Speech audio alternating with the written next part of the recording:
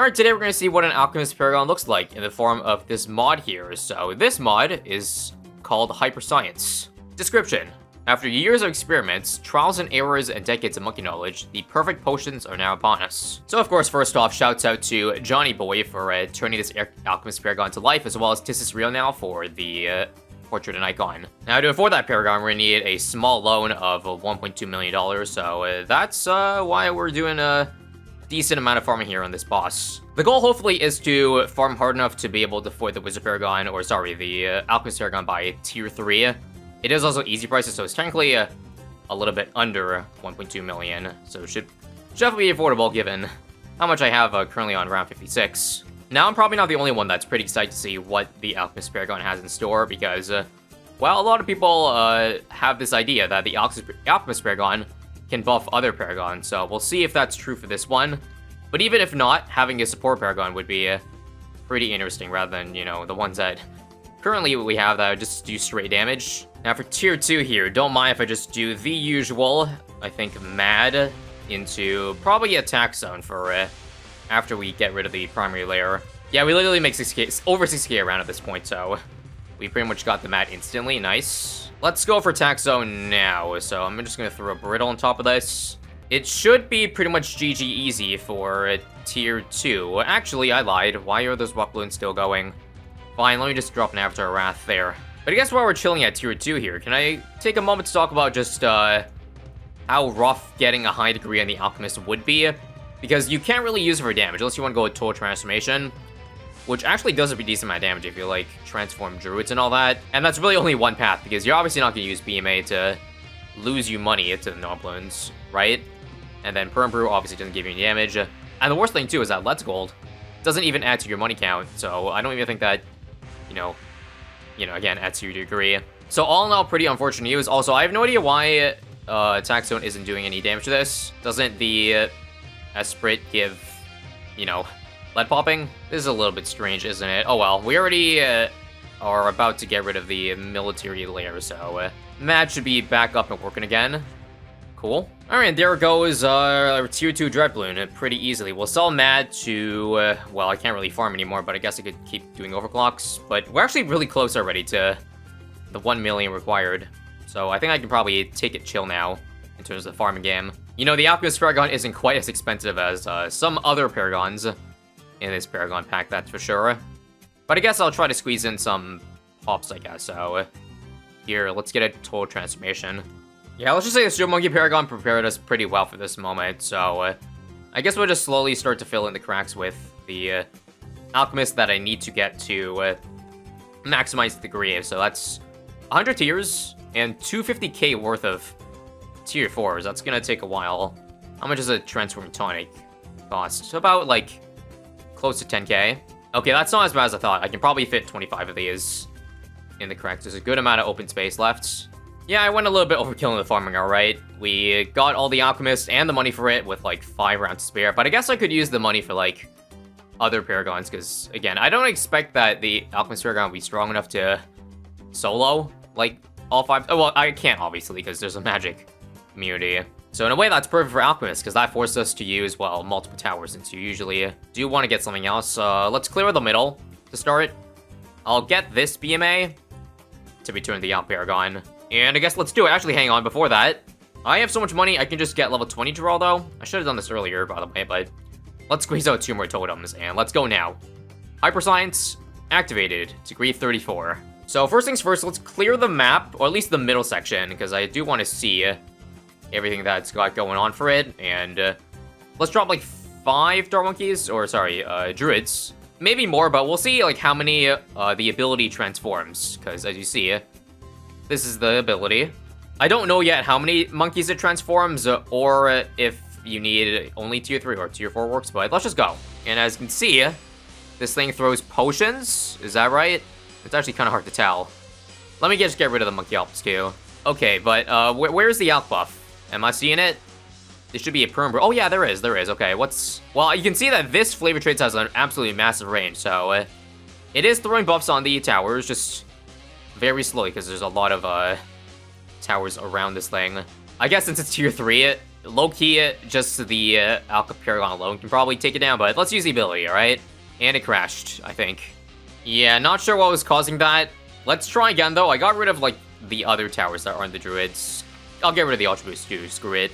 Again, please don't crash. Please don't crash. It is not crashing. Good, good, good. So, yeah, it was probably one of the other towers. Maybe it was a submarine. It can transform. Also, we hit the magic immunity, so let's get Tax Zone real quick, alright? For the Rock Bloons here. Let's see if the Alch buff, the Perm Brew buff, is good enough to deal with it alone. Come on. Take a little Rock Bloon damage, by the way. Or rather, the Tax Zone damage. It's pretty good, but I need more. Hang on. Let's get Radium here. Rock Bloon's got hands, guys. Rock Bloon's got hands. I probably should just do... You know what? Let's just do a Dark Paragon. As I said, I did want to see if the buff works on it. So now it's probably a good time to quickly get it. And try to clean up, yeah, everything over here. I don't know, I have my doubts that it'll buff. Yeah, it doesn't look like it's gonna buff it right now. I kind of suspected that because maybe the capabilities aren't there right now that, you know, Paragons can buff other Paragons. Like, it's probably hard-coded that you can't buff it, so I don't know if there's a mod or if mod is capable of that. But anyways, GG easy. Let's just get rid of the other towers now. And now without the boss, you can kind of see more of what this Alch boy does. He throws, well, potions for damage. Also, tons of BMAs. Yeah, like, BMAs constantly. Like, they turn a Red Balloons avoid the main potion even damages it. And I assume those throw in some rubber to gold potions too. Hard to tell, but I think that's normally what you'd expect from a Paragon. Now, I also want to test the damage that this buff gives. So, let's try Sniper and see how much extra damage it gets. 7. So, that's a +5, I think. Alright, it's kind of like a free Remote buff to, you know, all your towers. Can it Perma Brew, or can it Alchemists? Now, it looks like it's coded as, like, the same as Alch buff, which, yeah, I guess if it didn't work on Paragons, makes sense it wouldn't work on the Alchemist itself. Good to know. Alright, now is also a good time to test. I did see it turned the tier 4 towers into mini monsters. Let's see how many...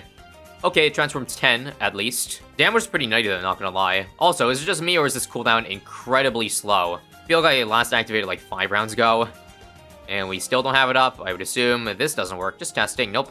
So, seeing as this thing cannot buff other Paragons, I feel like I should just, not get Paragons. We'll just try to use the Perm Brew buff on the Paragon here to damage the magic layer. So, first things first, let's use the ability to see if it can affect 20. Yeah. Even 20 of them. Also, look at that damage. Okay, I see why that cooldown's so long now. Sheesh. Also, whoa, we just cheesed it.